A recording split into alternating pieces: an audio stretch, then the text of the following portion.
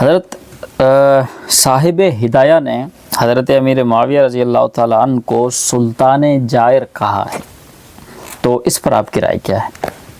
تو کیا مطلب صاحب ہدایہ ایک صحابی کے بارے میں یوں کہہ دیں تو سلطان جائر کا مطلب تو یہ ہے نا کہ وہ ظالم بادشاہ ہوگا نا. ہاں شب صاحب ہدایہ نے بات کی ہے. آپ جانتے ہیں صاحب ہدایہ کون ہے؟ آپ نے ابھی مجھے کہا میں عالم نہیں ہوں. جی آپ کو ہدایہ پڑھ کے دکھا دو. ہدایہ آپ نے پڑھی ہے، دیکھیے. جی نہیں. مفتی صاحب، مفتی عمر صاحب، ہدایہ میری اٹھا کے دے مجھے. ہدایہ کی 3 جلد ہے کتاب ادب القاضی. ہدایہ شریف کی 3 جلد ہے. کہاں ہے؟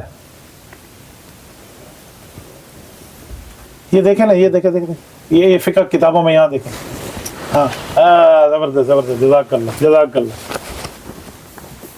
آئیں حضرت، یہ ہے ہدایہ. ٹھیک ہے، یہ الہدایہ، اس کی جلد نمبر 3 ہے. امام مرغینانی رحمۃ اللہ علیہ المتوفی 593 ہجری ہے. ٹھیک ہے، یہاں میرا حوالہ لگا ہوگا. صفحہ نمبر 142 کما تقلد من موت، صفحہ 142 آگے.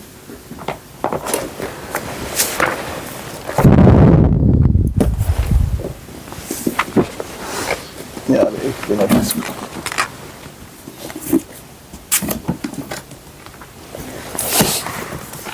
بھائی اس کو رکھ دیں، بس بہت ہو گیا میرا مطالعہ. میرے خیال میں اس کو بھی ادھر ہی رکھ دو. آج میں جو اپنی کتاب کی شرح لکھ رہا تھا نا، آپ نے میرا کام پورا کرایا ہے.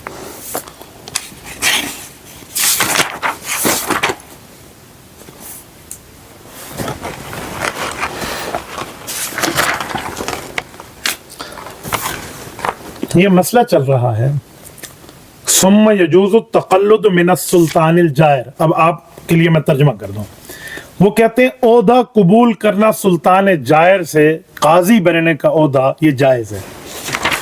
کما یجوز من العادل، جیسے کہ عادل حکمران سے عہدہ قبول کرنا جائز ہے. کیوں؟ لأن الصحابۃ رضی اللہ عنہم تقلدوا من معاویہ رضی اللہ عنہ والحق کان بید علی رضی اللہ عنہ فی نوبتہ. حضرت معاویہ سے صحابہ نے ان کے دور میں عہدے قبول کیے، حالانکہ حق حضرت معاویہ رضی اللہ عنہ کے مقابلے میں حضرت علی کے ساتھ تھا. ٹھیک ہے. والتابعین تقلدوا من الحجاج وهو کان جائرا. یہ لفظ دیکھیں، جائرا. اور تابعین رحمہم اللہ نے عہدہ قبول کیا قضات کا حجاج سے، جبکہ وہ جائر تھا، ظالم تھا. یہ جو کہتے ہیں کہ صاحب ہدایہ نے حضرت معاویہ کو جائر کہا ہے، یہ جھوٹ ہے، غلط ہے.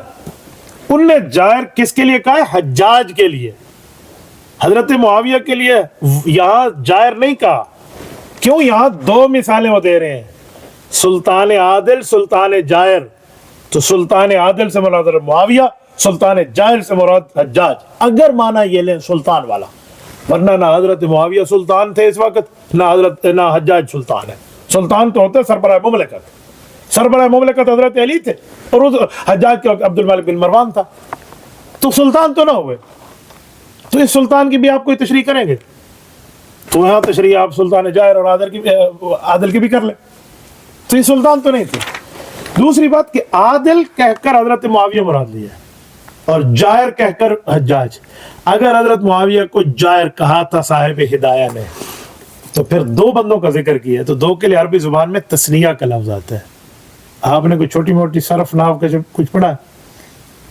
نہیں، آپ مولوی تو نہیں ہے. صرف نحو آپ جانتے ہیں، عربی گرامر سمجھتے ہیں؟ جی ہاں، اسکول کی تعلیم آپ کی تھوڑی ہے، میں لا پڑھ رہا ہوں. او ماشاءاللہ، وکالت. جی پھر تو آپ میرے پیٹی بن بھائی ہیں. میں کہتا ہوں اس طرح آپ کیسے بول رہے ہیں؟ دیکھیں ایک بات سنیں، یہاں لفظ بولا وہو کانا جائرن، سنگولر ہے، پرولر نہیں ہے. اچھا حضرت، یہ وہوا جو ہے یہ پروناؤن ہے، ضمیر ہے؟ جی ہاں ضمیر ہے. وہ جائر ہیں، کیا ہے؟ ظالم ہے. کون؟ حجاج. اگر حضرت معاویہ ہوتے تو وہ لکھتے کہ وَهُمَا كَانَا جَائِرَانِ، وہ دونوں ظالمان ہیں. ایک کے لیے لکھ رہے ہیں، ایک کے لیے تو نہیں لکھ رہے. اور یہاں انہوں نے تشریح کی ہے خطا اجتہادی والی. خطا اجتہاد کی، کیونکہ خطا اجتہادی میں تھے جس پر ایک اجر ہے، اور حضرت علی مصیب تھے جس پر 2 اجر ہے، تو لہٰذا یہ مطلب ہے۔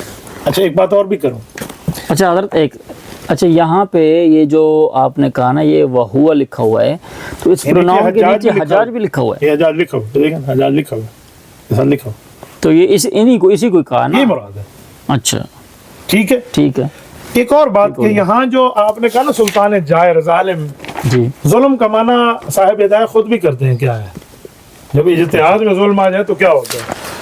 ٹھیک 142 صفحہ ہے، آگے ایک باب تھا، اس باب کا یہ حوالہ میں نے ادھر بھی لکھا تھا، باب مواریث میں، تحکیم کے ساتھ باب مواریث ہے جی، آئے فصل فی قضاء بالمواریث، یعنی فیصلہ دینا وراثت کے بارے میں۔ ادھر یہ امام ابو حنیفہ رحمۃ اللہ علیہ کے قول لائے ہیں،